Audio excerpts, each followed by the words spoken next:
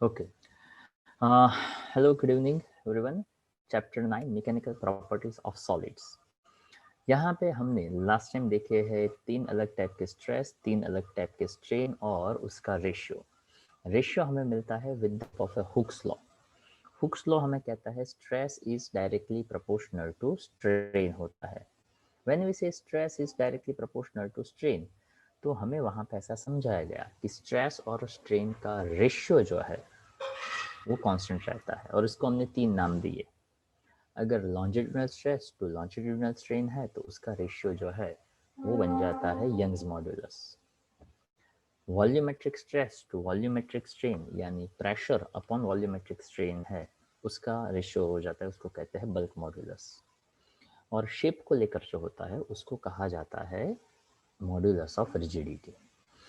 उसके साथ साथ हम यहाँ पे देख लेते हैं कि हमने अलग अलग टाइप के क्या बोलते हैं उसको, अलग अलग टाइप के स्ट्रेस स्ट्रेन के साथ साथ हमने उसके ग्राफ भी देखे। ठीक है, तो वो जो हमने ग्राफ देखे उसके बाद हमारी बात थोड़ी सी यहाँ पे आगे बढ़ी। क्वेश्चन के टर्म में बात करूँ तो लास्ट टाइम कौन सा क्वेश्चन हमारा हुआ? I think 15। ओके, और मैंने आपको लास्ट टाइम भी बताया था कि ये क्वेश्चन बहुत बहुत बहुत ही काम का है, तो इसको हो सके उतना अच्छे से अच्छी तरह से आपको प्रिपेयर करना चाहिए। ठीक है, उसके बाद हमने यहाँ पे ये लास्ट टाइम मैंने बताया था क्या होता है वर्नियर कैलिपर्स, कैसा होता है, और उसके हिसाब से यंग्स मॉड्यूलस, बल्क मॉड्यूलस और modulus of rigidity. Bulk modulus के रेसिप्रोकल को क्या कहते हैं?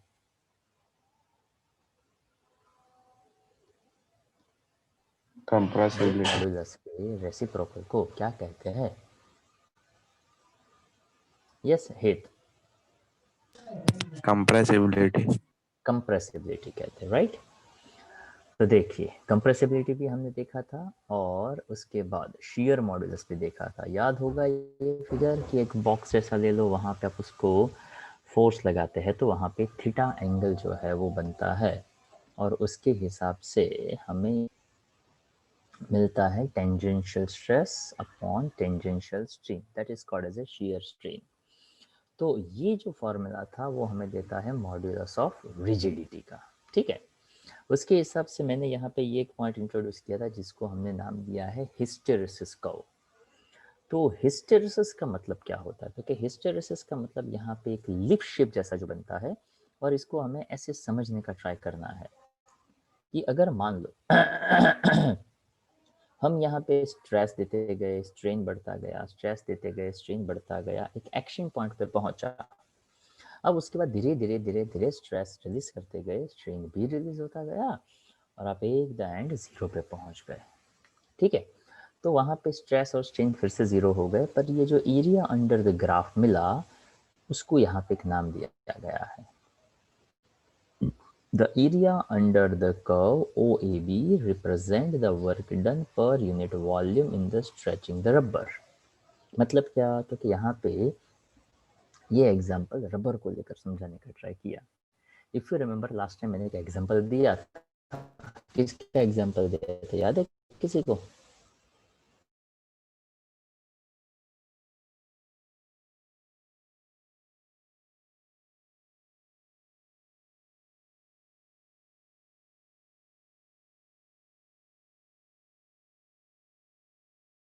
कितना भी स्ट्रेच करोगे तो स्ट्रेच नहीं होता है, अगर आप उसको छोड़ दो तो जैसा है वैसे का वैसा हो जाता है। तो यहाँ पे आइडिया ऐसा लगाया जाता है कि आप उसमें जितना स्ट्रेस दो उसके बाद छोड़ दो तो वापस जैसा है वैसे का वैसा हो जाता है। ओके, उसके बाद इफ़ यू रिमेम्बर इट, हमने आपको यहाँ पे कुछ कुछ पॉइंट्स बताए थे कि आपको ये उसकी जो बोलते हैं ना उसकी एप्लीकेशंस पढ़ने के लिए बोला था मैंने। हेलो, यस ये जो 14 नंबर का था वो पढ़ने के लिए, लिखने के लिए भी दिया था ना ये? यस सर 15 तक दिए थे। और ये 15 नंबर, यस।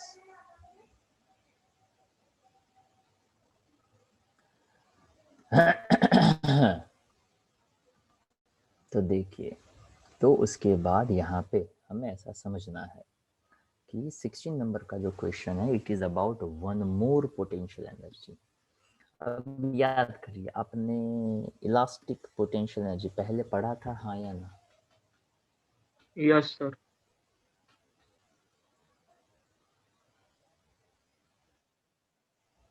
हमने पढ़ा हुआ है, कहाँ पे पढ़ा हुआ है elastic potential energy? Work energy power वाले chapter. Very chapter good. 6। Work energy power वाले में हमने वहाँ पे स्प्रिंग का किस्सा पढ़ा था। स्प्रिंग के अंदर आता था spring constant F is equal to kx, और उसकी हेल्प से हमें मिलता था एनर्जी, जिसको हमने नाम दिया है इलास्टिक पोटेंशियल एनर्जी, राइट? तो एग्जैक्टली यहाँ पे भी ऐसा कुछ आएगा। What is meant by elastic potential energy? Derive an expression for the elastic potential energy of stretch wire. Prove that elastic energy is half stress into strain. ऐसा होता है, ऐसा हमें यहाँ पे बताया गया है। ऐसा प्रूव कर सकते हैं या तो एट द एंड। अच्छा, कोई भी टाइप का एनर्जी एक्चुअल में होता क्या है? Total energy. कोई भी एनर्जी, उसको जनरली हम क्या कहते हैं? कोई भी एनर्जी हो, अगर कहीं पे डिराइव करना हो तो हम किसको डिराइव कर ले तो हमें एनर्जी मिल जाएगा। Energy is one kind of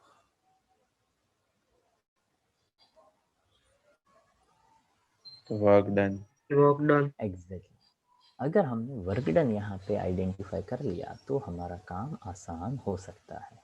ठीक है, तो देखिए यहाँ पे एक सिंपल सा हल्का सा आइडिया ये सोचना है कि अगर मान लो, मैं बहुत सिंपल सी बात कर रहा हूँ, ध्यान से सुनिएगा, परफेक्ट पता चल जाएगा। Suppose if I am looking for elastic potential energy, अगर मान लो कोई एक वायर को मैंने खींचा, so when I just stretch it, और उसको छोड़ूंगा तो कहाँ जाएगा वो? Suppose if I stretch wire and if I release it, तो वो अपोजिट डायरेक्शन में जाएगा। जैसे मैंने उसको कंप्रेस किया और छोड़ दूंगा तो कहाँ जाएगा? बाहर के डायरेक्शन में जाएगा। तो ऐसा हमने स्प्रिंग वाले केस में समझा था कि force is directly proportional to displacement and in opposite direction. तो यहाँ पे ऐसा बताया, when a wire is stretch, interatomic force come into play which oppose the change. जैसे कि स्प्रिंग को कंप्रेस करो तो वो कंप्रेस नहीं होना चाहता, तो वो क्या होगा? एक्सपांड होगा। अगर आप उसको एक्सपांड करो तो वो एक्सपांड नहीं होना चाहता है, वो क्या होना चाहता है? कंप्रेस होना चाहता है। मतलब क्या? तो कि जैसा स्प्रिंग में देखते थे परफेक्ट, वैसा ही हमें यहाँ पे स्ट्रेच वायर में देखना पड़ेगा। ओके, तो work has to be done against this restoring force. The work done in stretching the wire is stored in its elastic potential energy. मतलब क्या? तो कि जैसा हम स्प्रिंग में देखते थे परफेक्ट, वैसा ही हमें यहाँ पे कोई स्ट्रेच वायर में देखने को मिलेगा। इफ यू रिमेंबर इट, क्या आपने स्प्रिंग के केस में ये वर्ड सुना था? Restoring force. रिस्टोर होना मतलब क्या? तो कि स्ट्रेच कर रहे हो तो कंप्रेस होना चाहता है, कंप्रेस कर रहे हो तो स्ट्रेच होना चाहता है, मतलब वो अपनी ओरिजिनल पोजीशन में वापस आना चाहता है। That is called as a restoring force. अब अल्टीमेटली मुझे एनर्जी चाहिए, मतलब मुझे चाहिए force into displacement. Clear? So initially the internal restoring force in the wire is zero. मतलब अभी वायर में कुछ नहीं किया, कोई मास वास नहीं लगाया, तो उसके ऊपर कोई फोर्स नहीं लगा। अब नीचे मैंने मास सस्पेंडेड किया, जैसे मैंने मास सस्पेंडेड किया उसका लेंथ बढ़ेगा तो उसके फोर्स में थोड़ा सा चेंज आएगा। मान लो एफ जितना आया, so we can say that, so average internal force पहले जीरो, उसके बाद एफ जितना, डेल्टा जितना लेंथ बढ़ा। किसकी वजह से लेंथ बढ़ा? तो क्या मास लगाया तो लेंथ बढ़ा। तो बहुत सिंपल सिंपल से पॉइंट जोड़ते जाओगे तो आपको फटाफट आंसर मिलेगा। पोटेंशियल एनर्जी तो क्या देखा है, इलास्टिक पोटेंशियल एनर्जी तो क्या देखा है। इलास्टिक आता है तो स्प्रिंग का किस्सा है, स्प्रिंग में रिस्टोरिंग फोर्स लगता है। एनर्जी यानी एक टाइप का वर्क डन होता है, वर्क डन के लिए हमें फोर्स चाहिए। पहले कुछ नहीं था तो फोर्स जीरो था, उसके बाद मास लगाया तो एफ जितना लगा, तो एवरेज फोर्स बनता है F/2। यहाँ तक मैं लेकर आया। Now what we want just a work done. बस देखो किस्सा यहाँ पे एग्जैक्टली खत्म हो जाता है। Work done increase in length f/2 change in length that is a delta L. तो यही आपका फॉर्मूला बन गया, half f into delta L. अब देखो मुझे इसको कैसे भी करके प्रूव करना है, हाफ स्ट्रेस इंटू स्ट्रेन। देखिएगा कैसे। ओके यही हमारा फॉर्मूला है, half f into delta L. Okay वही हमारा फॉर्मूला है। तो उसमें करना क्या है, तो क्या मुझे स्ट्रेस इंटू स्ट्रेन प्रूव करना है ना। तो half, what is stress formula बताएंगे कोई? फोर्स अपॉन एरिया, बरोबर। तो यहाँ पे फोर्स अपॉन एरिया जानने के लिए एरिया से डिवाइड, तो एरिया से मल्टीप्लाई भी तो करना पड़ेगा। ओके अब स्ट्रेन लाना है, तो स्ट्रेन में क्या था, तो फिर डेल्टा एल अपॉन एल, तो एल से मल्टीप्लाई, एल से डिवाइड भी तो करना पड़ेगा। तो ये हाफ आ गया, ये हाफ आ गया, ये स्ट्रेस आ गया, ये स्ट्रेन आ गया, और एरिया इंटू लेंथ ये वॉल्यूम आ गया। मतलब क्या, तो क्या एक्चुअली ये जो वर्क डन है ना, देखो energy is equal to half stress into strain into volume. Okay तो वहां पे जो ऊपर क्वेश्चन था ना, ये energy half stress into strain होता है, तो क्या नहीं, energy half stress into strain नहीं होता है, एनर्जी होता है half stress into strain into volume. और यहाँ पे एक नया वर्ड हम इंट्रोड्यूस करते हैं जिसको कहते हैं elastic energy density. I repeat, क्या होता है उसका नया word? Elastic energy density. Energy density का मतलब होता है एनर्जी अपॉन वॉल्यूम। तो ये वॉल्यूम जैसे मैं डिनोमिनेटर में डालूंगा like this, energy upon volume half stress into strain आ जाएगा, सिंपल सी बात। तो half stress into strain, that is our basic point. I hope you understand my point. पूरा सीक्वेंस फिर से बताता हूँ।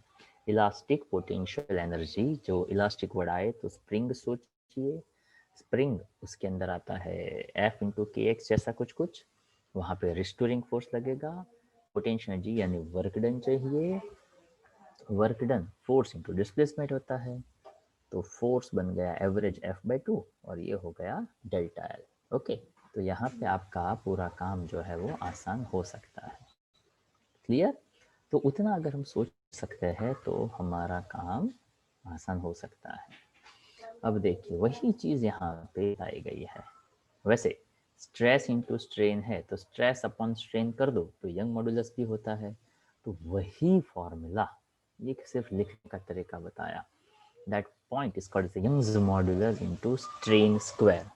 क्यों आया स्ट्रेन स्क्वायर, कोई बताएगा फटाफट? ये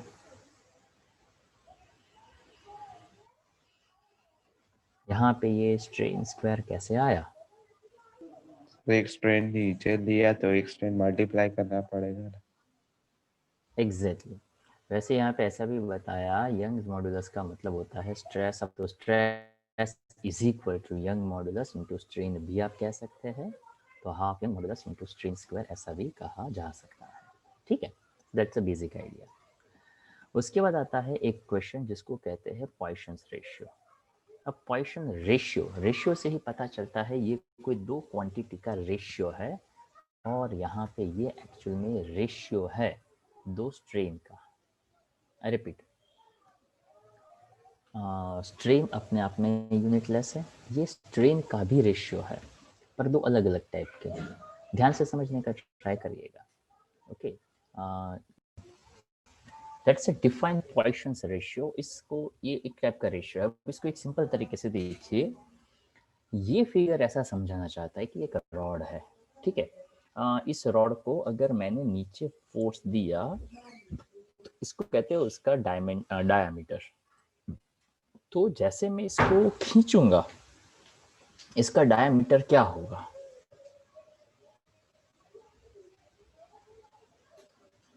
सर काम हो जाएगा, कम हो कम जाएगा। होगा, अगर मैं इसको, हाँ इसको मैं कंप्रेस करूंगा, मतलब मैंने इसका लेंथ कम किया, तो डायमीटर क्या होगा? बढ़ेगा, बढ़ जाएगा। तो क्या हम ऐसा कह सकते हैं कि अगर लेंथ बढ़ा If length increases, then diameter Decreases. Decreases. length. If length decreases, then diameter. Increases. Increases. तो क्या हम ऐसा कह सकते हैं कि यहाँ पे डायमीटर और लेंथ का रिलेशन एक दूसरे से ऑपोजिट टाइप का है? Length increases, diameter decreases. The strain produced in the direction of applied force is called the longitudinal strain. Length में जो change आता है वो. And produced in the perpendicular direction is called the lateral strain. Lateral strain का मतलब तो क्या उसके diameter के ऊपर क्या effect होने वाला है? Okay, so one thing is very clear कि अगर मान लो मैं यहाँ पे लेंथ में कोई चेंज करता हूँ तो उसके हिसाब से उसका लेटरल पार्ट मतलब उसका डायमीटर या तो इंक्रीज होगा या तो डायमीटर डिक्रीज होगा. तो अल्टीमेटली इन दो स्ट्रेन के रेशियो को कहा जाता है Poisson's ratio. Within the elastic limit, with the elastic limit मतलब तो कि भाई इतना फोर्स नहीं देना है जिससे ये रॉड टूट जाए. So the ratio of a lateral strain to the longitudinal strain, it's called Poisson's ratio. Okay, तो longitudinal यानी length वाला, lateral यानी diameter वाला. तो यहाँ पे उसने सब बताया कि length changes from L to delta L, that something increases, diameter that something decreases. So delta L by L and delta D by D. Yes, anyone can tell me why this is a minus sign here? Sir, inversely proportional. Exactly अगर length बढ़ा तो diameter कम, diameter increase तभी होगा जब length कम होगा. तो ultimately lateral to longitudinal strain के रेशियो को कहा जाता है पॉइसन रेशियो और उसका सिंबल सिग्मा लेना है. Negative sign indicates longitudinal and lateral strains are in opposite sense. मतलब वो दोनों अलग अलग तरीके से opposite directions पे काम करेंगे, एक बढ़ेगा तो एक घटेगा. No unit, no dimensions because ultimately it's a ratio as well as is a ratio of a strain. तो strain अपने आप में ही dimensionless था. चलो पार्ट 2 में कोई क्वेश्चंस मैंने होमवर्क में दिए थे आपको करने के लिए try? No, sir.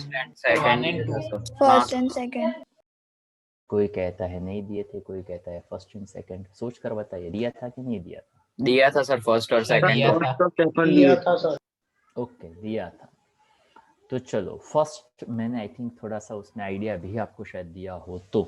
Okay first जिन लोगों ने किया होगा, कितने लोगों ने किया है please raise your hand if you have tried first.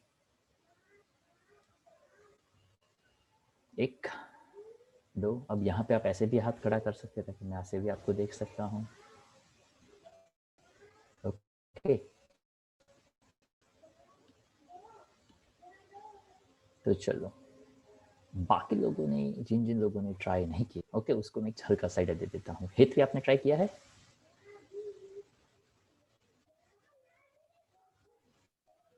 No, sir. Devarsh आपने ट्राई किया है? No, sir. ओके होमवर्क में दिया था वो पता है? Yes, sir. कृतिक आपने ट्राई किया है? No, sir.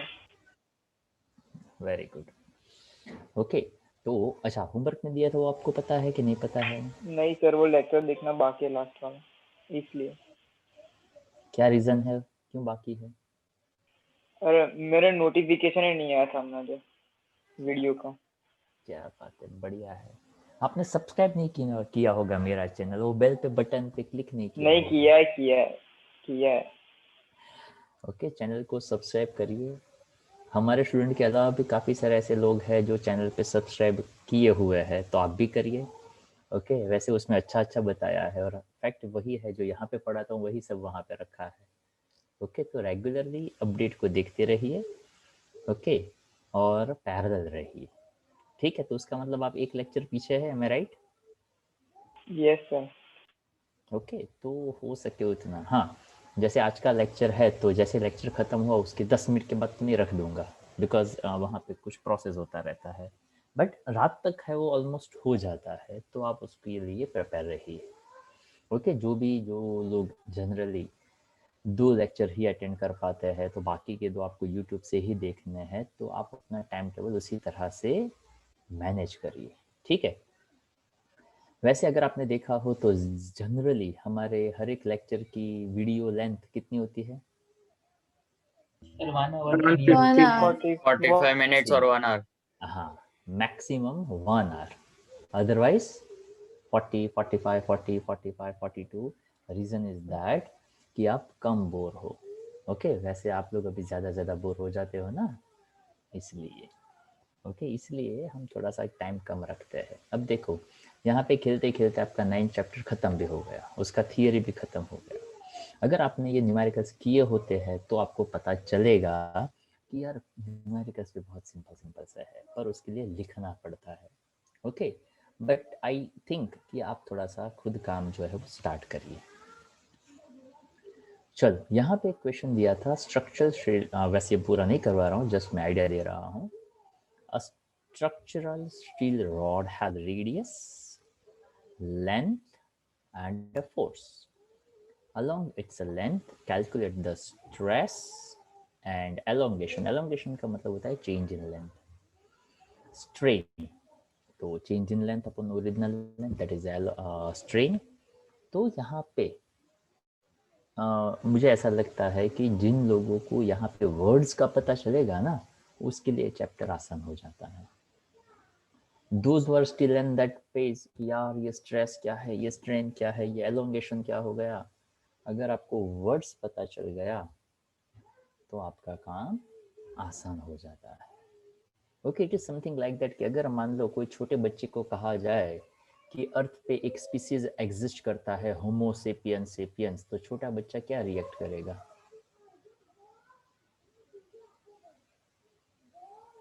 Have you heard the word homo sapiens sapiens? Yes, sir. Yes, अगर sir. उस बच्चे को Yes, ऐसा sir. कहा जाए कि अर्थ के ऊपर एक बहुत डेंजरस स्पीसीज रहता है, होमो सेपियंस सेपियंस, तो सेकंड थर्ड वाले बच्चे का क्या इमेजिनेशन क्या होगा, वो स्पीसीज कैसा होगा? Dinosaur. ओके, आपका इमेजिनेशन, आपको इमेजिनेशन करने की जरूरत है, वो स्पीसीज कैसा है आपने देखा है? Humans. Humans. तो आप भी कह सकते हैं हमारे सामने है, मैं भी कह सकता हूँ हमारे सामने है, राइट और wrong? Yes, sir. Yes, sir. पर जब आपने ही सुना नहीं था होमो सेपियंस सेपियंस, तो हम तो ये सोचते थे कि ये प्रिंटिंग मिस्टेक है, सेपियंस 2 बार क्यों लिखा है।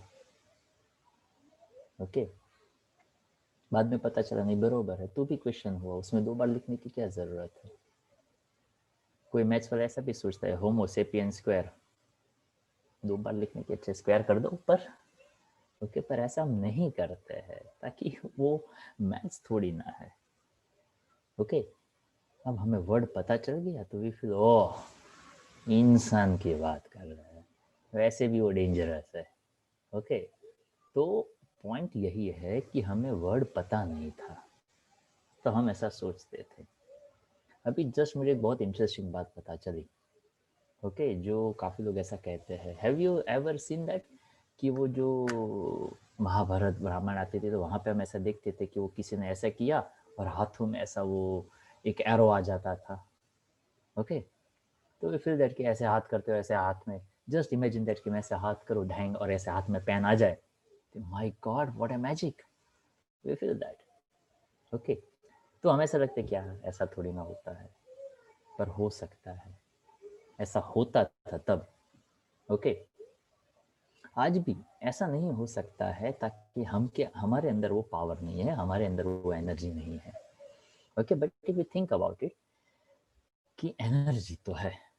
ओके, अब बहुत सिंपल सी बात है कि there are some certain objects. अब मेरे पास एक ऐसा ऑब्जेक्ट था जिसको मैं आप क्रिस्टल कह सकते हो, या तो एक है उसका नाम मुझे नहीं पता है, पर वो क्रिस्टल ऐसा है कि इसको अगर आप हाथ में ऐसे रखो ना, ऐसे सस्पेंडेड करके, तो वो अपने आप घूमता है and it shows that there is energy in our hand. Okay, तो हमने कभी ऐसा सोचा नहीं, हमने कभी ऐसा देखा नहीं। ओके, तो हमें कभी ऐसा पता नहीं चलता है। आई डोंट नो आप में से कितने लोग बड़े बुजुर्गों के पैर छूते हैं, कोई छूता है पैर छूता है, they don't feel good. Okay अच्छा, जो लोग छूते हैं उसको पता है वो आशीर्वाद कैसे देते हैं। Okay, they used to give a blessings with the help of right hand. Okay, so right hand is a energy giver. वो आपकी एनर्जी आपको उसकी एनर्जी आपको ट्रांसफर करते हैं।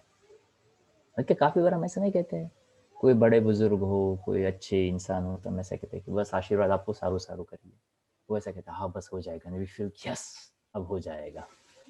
ओके, पर that is about our belief. It's everything is about energy. और physics जो है उसका तो एनर्जी के साथ बहुत गहरा रिलेशन है, ताकि फिजिक्स ही कहता है कि everything is about the energy.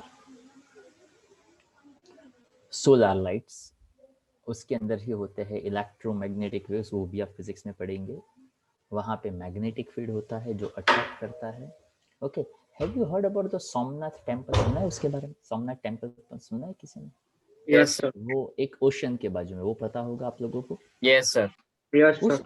में जनरल ऐसा कहा जाता है कि वहाँ पे उस समंदर में नहाने के लिए नहीं जाना चाहिए। Do you know why? Sir waves बहुत बड़ी आती है, मतलब वेव्स बड़ी आती है, और दूसरा यह कहा जाता है वहाँ पे करंट जो है वो ज़्यादा हैवी होता है, जो आपको इजीली खींच लेता है। So it is ultimately about, अगर क्या हमने ऐसा सोचा कि वहाँ पे वेव्स बड़ी क्यों आती है, what is the physics behind it. Okay, तो ये बहुत सारी छोटी छोटी छोटी चीज़ें हैं, वो हर एक चीज़ एक एनर्जी के साथ जुड़ी हुई है, पर हमारा दिमाग उस लेवल तक कभी जा नहीं सकता है।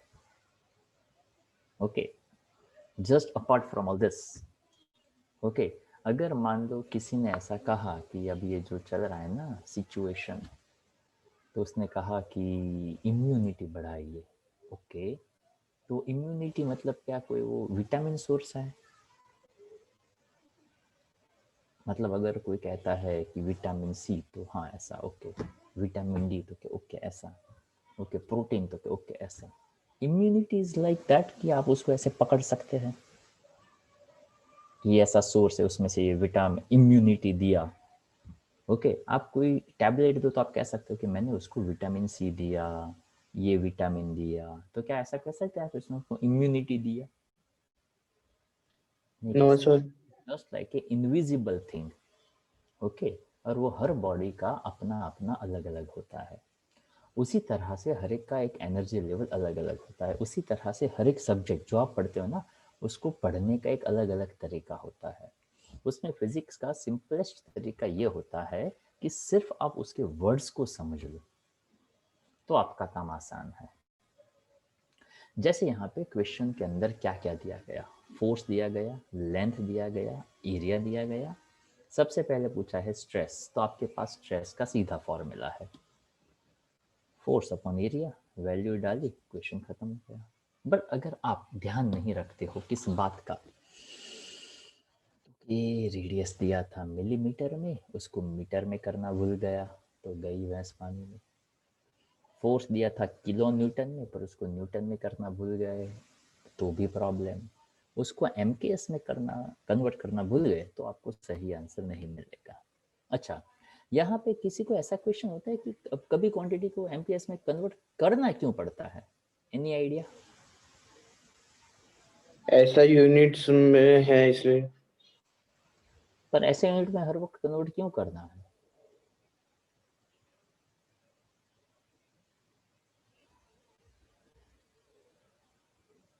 टेल मी।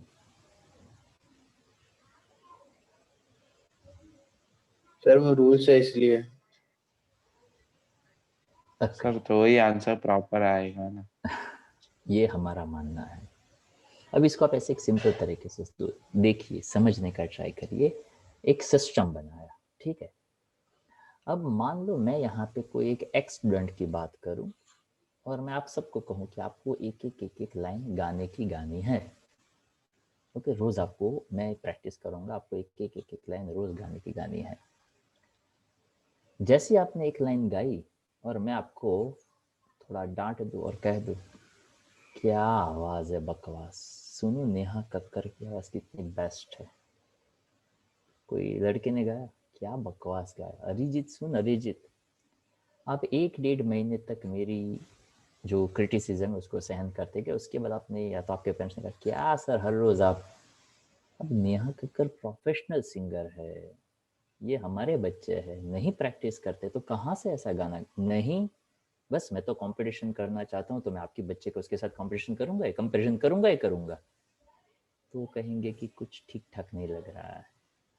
ओके, अगर मान लो आप में से कोई सिंगिंग सीख भी रहा है तो क्या मुझे आपका कंपैरिजन उसके साथ करना चाहिए, हाँ या ना? नहीं करना। अच्छा, अगर वो कंपटीशन करेंगे तो क्या वो आपको सिलेक्ट करके कहेंगे कि चलो आ जाओ मैं आपके साथ कंपटीशन करूंगी, क्या वो उसके लेवल पे वो अच्छा रहेगा? क्यों नहीं? ताकि आपका सिस्टम ऑफ यूनिट और उसका सिस्टम ऑफ यूनिट अलग अलग है। आप कौन से सिस्टम ऑफ यूनिट्स के अंदर हो? तो क्या आप 11th स्टैंडर्ड के सिस्टम ऑफ यूनिट्स के अंदर हो? तो आपका कंपटीशन किसके साथ होना चाहिए? आपके सिस्टम ऑफ यूनिट्स के साथ होना चाहिए। मतलब समझने का ट्राई करिए कि आप लोग एक लेवल पे हो। आपका कंपटीशन अगर मैं छोटे बच्चों के साथ रखूं तो यू फील बैड कि यार ये कैसी बात हो गई। अगर आपका कंपटीशन मैं बड़े बच्चों के साथ करूं, अगेन यू फील बैड कि ये तो इनजस्टिस हो गई। आपका कंपटीशन किसके साथ हो सकता है? तो क्या आपके लेवल वालों के साथ हो सकता है। मतलब आपका और आपके ऊपर या तो नीचे लेवल के साथ आपका कोऑर्डिनेशन नहीं हो सकता है। उसका और आपका कंपटीशन हो ही नहीं सकता है। इसी वजह से फिजिक्स भी ऐसा ही कहता है कि जब भी आप कोई भी कैलकुलेशंस करते हो तो कैलकुलेशंस में ध्यान रखो कि यहाँ पे एक सिस्टम हमने डिफाइंड किया हुआ है, MKS एंड CGS। तो जो सिस्टम डिफाइंड किया हुआ है, हर कोई क्वांटिटी उसी सिस्टम का होना चाहिए, तो ही हमें उसका प्रॉपर यूनिट मिल सकता है। कुछ भी कैसा भी ले लो तो पता नहीं चलेगा एग्जैक्टली, समथिंग लाइक दैट। कि अगर मान लो मैं यहाँ पे, ये आप पढ़ चुके थे हाँ, अगर मान लो मैं यहाँ पे ऐसा एडिशन लूँ और इसका मैं आंसर बना दूँ 0 0 1 0 2, तो क्या ये मैंने राइट किया? No sir. आई थिंक आप लोगों को फर्स्ट या सेकंड स्टैंडर्ड से है ना, है ना? यस। इसका आंसर Yes, क्या, sir. आंसर क्या आएगा? 300। 300. मैंने क्या लिखा? 20,000। 2100। तो आप कहोगे कि यार ये क्या एग्जाम्पल है, थोड़ी ना होता है, कॉमन सेंस की बात है। Exactly, here it is also a common sense, पर हमें कभी वो दिखता ही नहीं है कि ये भी कॉमन सेंस है। ओके, जैसे इसका वंस वंस में, टेंस टेंस में, हंड्रेड हंड्रेड में ऐड होता है ना, सेम टू सेम फंडा। MKS यानी मीटर, किलोग्राम और सेकंड ही एक साथ रहेगा। ओके, उसको अलग अलग सिस्टम में आप नहीं ले सकते, ऐसा रूल है, ऐसा नहीं, पर वो एक हमने सिस्टम डिफाइंड किया है कि इसको इसी के साथ लेने का। फॉर एग्जाम्पल, आपसे आपका कोई गेस्ट है, वो US से आया है और यहाँ पे सब्जी लेने जाए और सब्जी वाले को कहे कि ये लो मेरे पास $1 का नोट है, तो सब्जी वाला खुश होगा और हंस के कहेगा थैंक यू, पढ़ा लिखा होगा तो। और वो कहेगा कि भैया 100 रुपीज़ का नोट दो ना। अरे $1 US, हाँ बरोबर है, पर आप इंडिया में है, 100 रुपीज़ दीजिए। अरे डॉलर है, अरे नहीं चाहिए भाई, क्यों नहीं देगा वो डॉलर? वो यहाँ पे वैलिड नहीं। एग्जैक्टली अगर 170 रुपीज़ हुआ, उसने एक 100 रुपीज़ का नोट दिया और एक $1 का नोट दिया, और हम कहेंगे $1 70 रुपीज़ चल रहा है भैया, तो एक 100 रुपीज़ रख और एक $1 रख, तो तेरा 170 हो गया।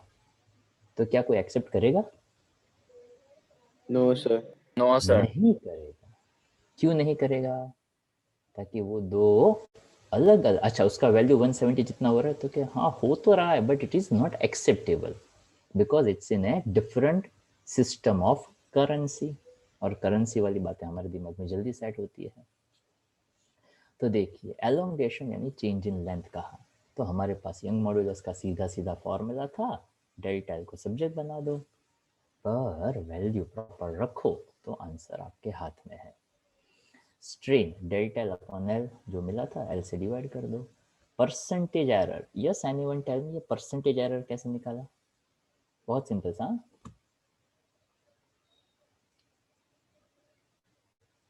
क्या किया होगा? into 100 किया है।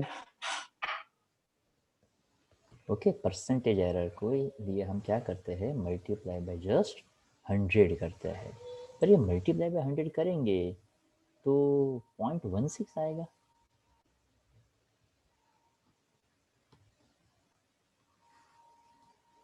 (1.59 इंटू 10⁻⁻1 तो आएगा ना, तो 10⁻⁻1 को डिवाइड कर दो तो 0.159, तो 0.159 को अप्रोक्सीमेशन से क्या कह सकते हैं, 0.16% कह सकते हैं। ठीक है, और जनरली जो लोग अपना कॉन्फिडेंस फिजिक्स में बढ़ाना चाहते हैं और जो न्यूमेरिकल्स मैं होमवर्क में देता हूँ तो ऑलरेडी मैं ये सोच के देता हूँ कि ये स्टूडेंट खुद कर सकते हैं, तो अपने आप में वो भरोसा डेवलप करना चालू करिए कि हाँ हम कर सकते हैं। ओके, जैसे आप में से काफ़ी सारे लोग हैं ना, वो जैसे मैं यहाँ पे बैठा हूँ तो ऐसे एक डेस्क पे होते हैं, वहीं पे आप बैठते हो। ओके, तो वहाँ पे एक स्टिकर लगा दीजिए,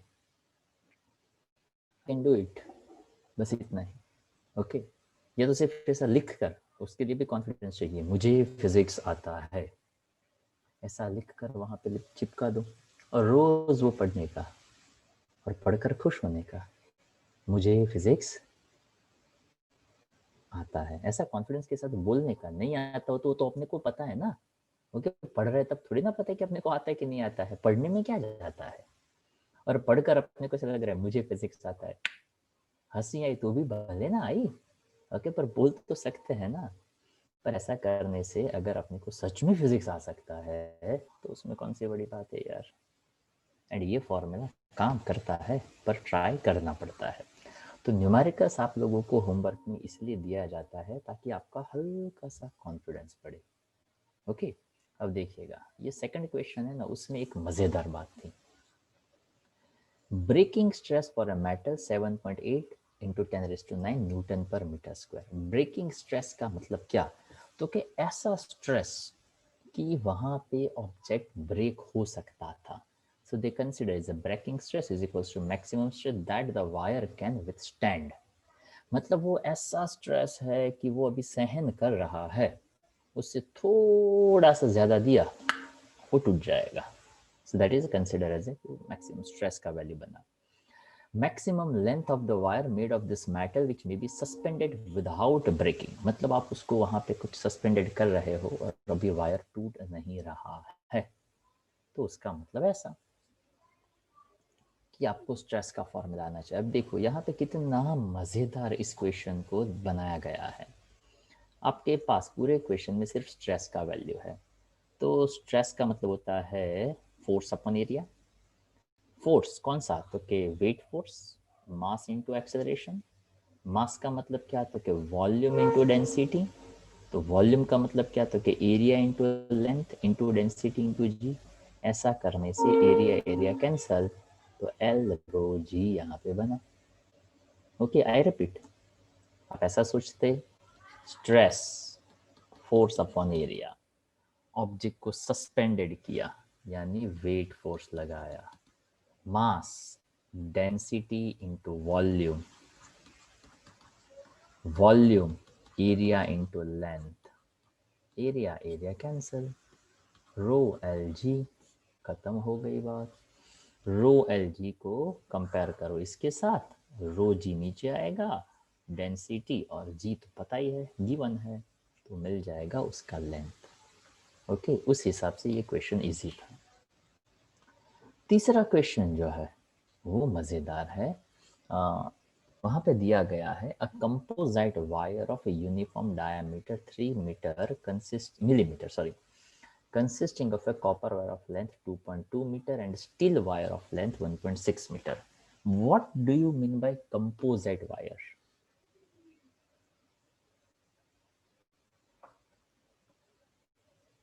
Composite, composition मतलब क्या?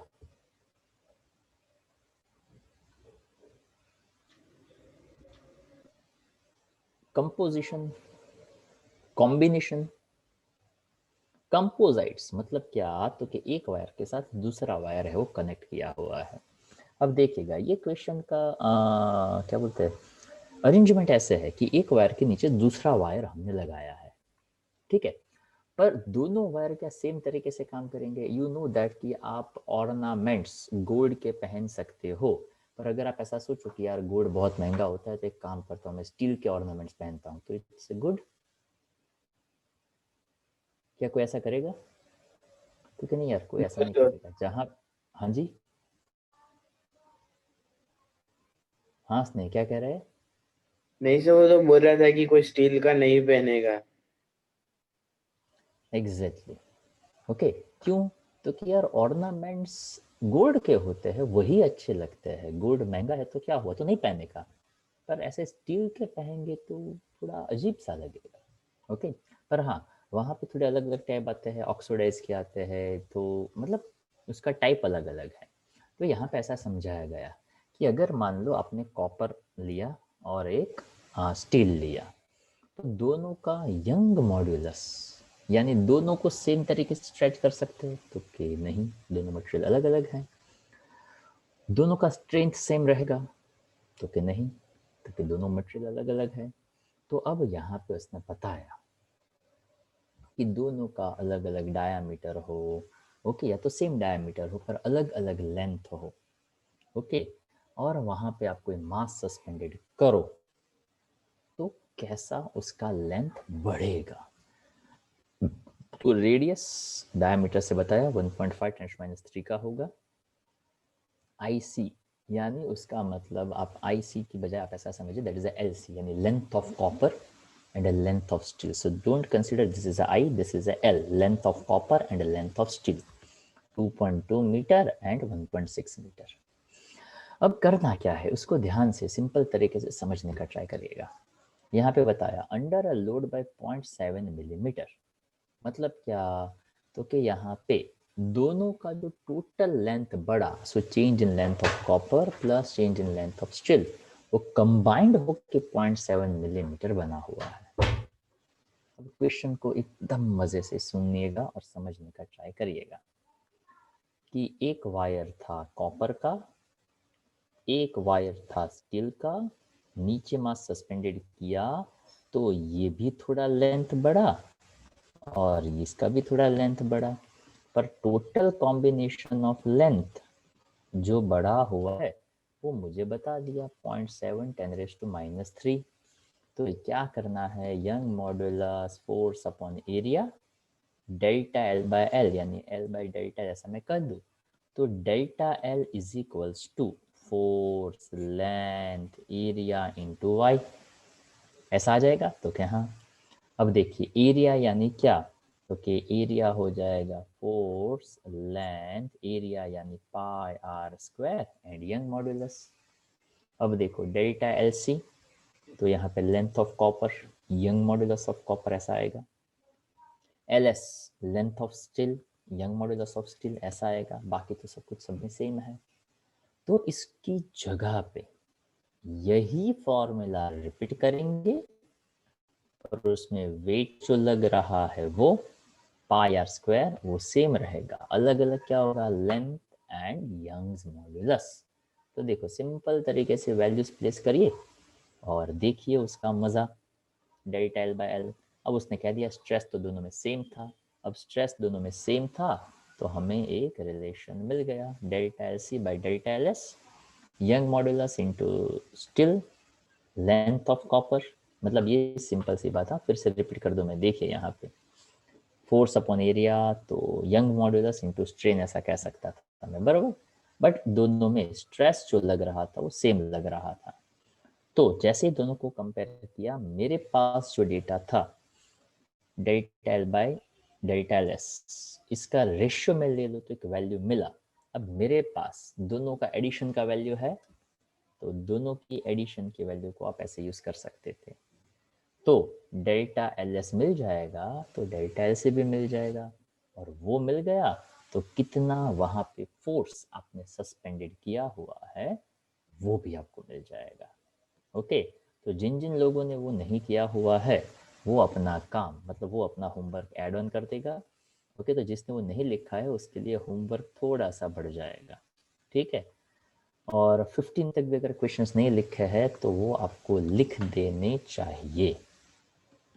तो आपके होमवर्क में रहेगा पार्ट 1 से क्वेश्चन नंबर 16, 17 एंड 16, 17 एंड हाँ 2 क्वेश्चन, और पार्ट 2 से 1, 2, 3, 4 जिसके नहीं हुए हैं वो 1, 2, 3, 4 लिखेंगे। जिसका हो चुका है वो 1, 2 किया था, 3 सॉरी 1, 2, 3 हाँ 4 तो मैं करवाऊंगा।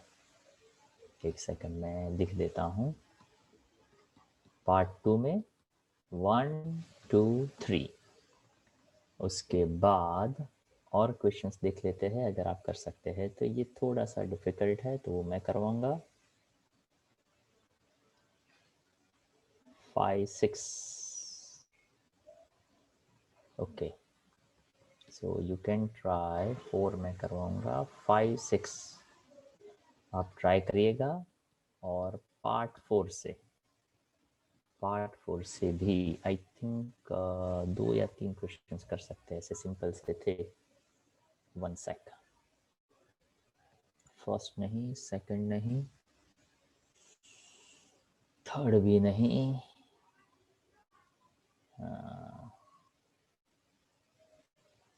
6th and 7, 6 and 7 okay. जो क्वेश्चन आपको दिए जाए प्लीज़ उसको ट्राई करिएगा तो मुझे पता चलेगा कि कुछ समझ में आता है या नहीं आता है। नहीं समझ में आए तो आप मुझे प्लीज़ बताइएगा।